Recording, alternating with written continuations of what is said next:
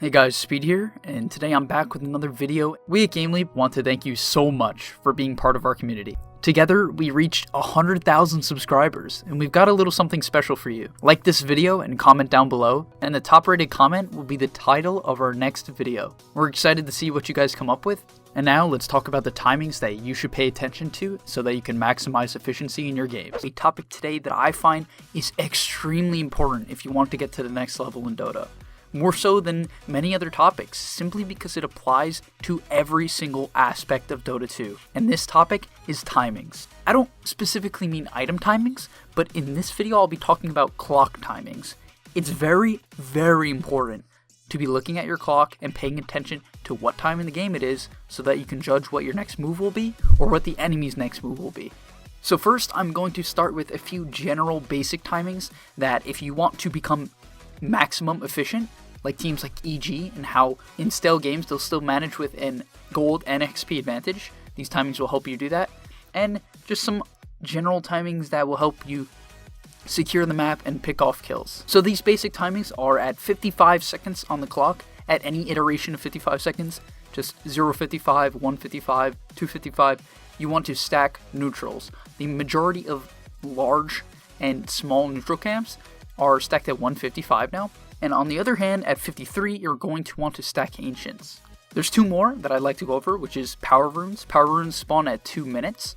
And in the early game, I wouldn't stress over these, but what is most important to note about the 2-minute Power Runes is that you should have them warded so that your mid laner can get to them. And finally, another top tier timing, in my opinion, is Bounty Runes.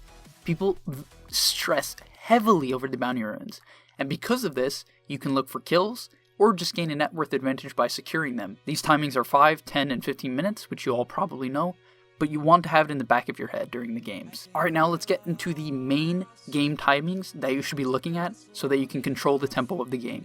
First off is 30 seconds in. If you are a support player, even a core player, you should be looking or reminding players to deward the pole camp.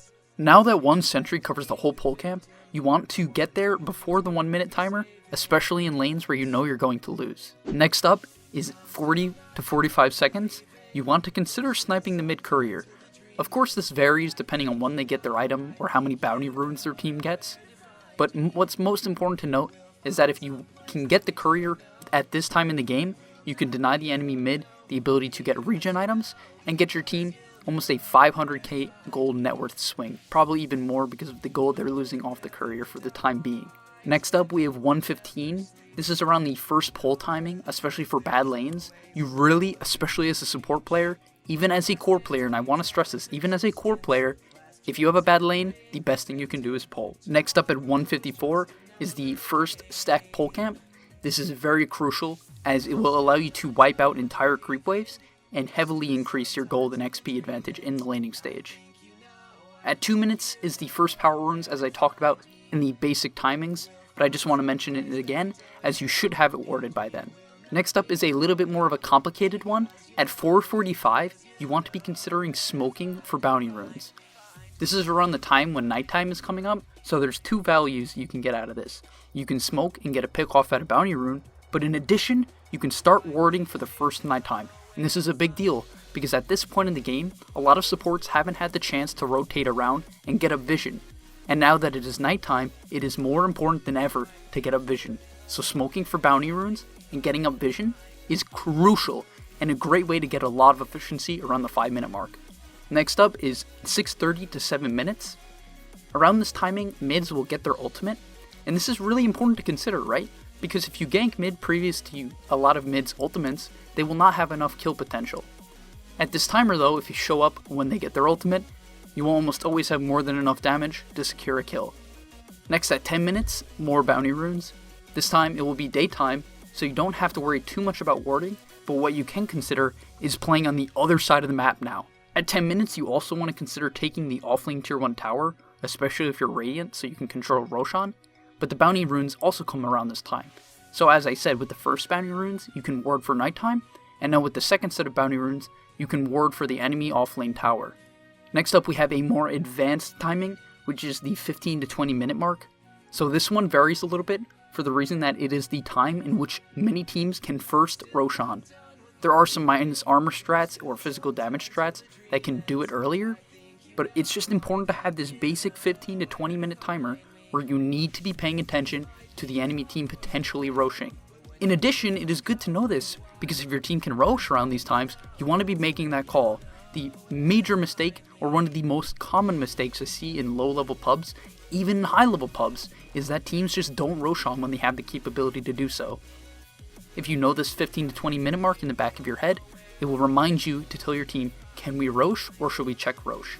In addition, as I'm saying, whenever you're looking for an objective, such as the bounty runes or Roshan, you want to ward it. Because of this, around the 15 to 20 minute mark, consider getting a ward up for Roshan. Next up, we have 15 to 25 minute mark. Now this is a big 10 minute gap, and it actually can stretch farther than this, and the idea here is that you want to look to collapse on the mid tier 1 tower if it hasn't fallen already. The reason is, at this point in the game, you want to be looking to take Roshan, as I talked about in the 15 to 20 minute mark, or you just want to be looking to apply pressure on the enemy side of the map if you have an advantage. Even if you're behind, taking the enemy tier 1 tower will prevent them from having better Roshan capabilities and make them feel a little bit threatened. As a result, I would try to recommend constructing your team around the 15 to 25 minute mark, or even earlier if you feel like you're strong, to collapse on the mid tier 1 tower as 4 to 5 heroes. At the 20 minute mark, I'm going to recommend in the majority of games in which you are specifically ahead that you try to get up aggressive vision. This is important because I see a lot of teams wasting their advantage simply because they don't have vision. People are very scared to make plays if they can't see anything, and that's rightfully so, right? You don't want to run into a bad gank or run up onto a high ground and then lose your killing streak. As a result, I recommend if you're a support player, consider even just going and killing yourself in the enemy jungle. And I don't mean do it literally, don't try to kill yourself. But in the game of Dota 2, consider it, right? Run into the enemy jungle. If you can get up some D vision, it is totally worth it. And finally, my last timing that I want to give before I wrap up the video is the 30-minute game-ending Rosh second Aegis. So now, Rosh timings and second Rosh timings obviously vary greatly from game to game, but this 30-minute mark is once again a general timing you can have in the back of your head for saying, okay guys, we have all of our core items, we have our BKBs, and now we might get a cheese and an Aegis. And as a result, if you can take this Roshan, I often recommend that with this advantage and the second Aegis, you attempt to end the game. Doing it earlier than this can often be very risky and takes a lot of coordination to go high ground, so this is a great general timing you can have in the back of your head to prevent a lot of early mistakes when going high ground. Alright, thank you guys for watching this video about timings. Hopefully this will allow you to accelerate your efficiency and look at the clock a lot more often. And if you've forgotten already, check out gameleap.com, where there's thousands of pro guides just like this one, so you can maximize your efficiency in addition with these timings that you've now newly learned.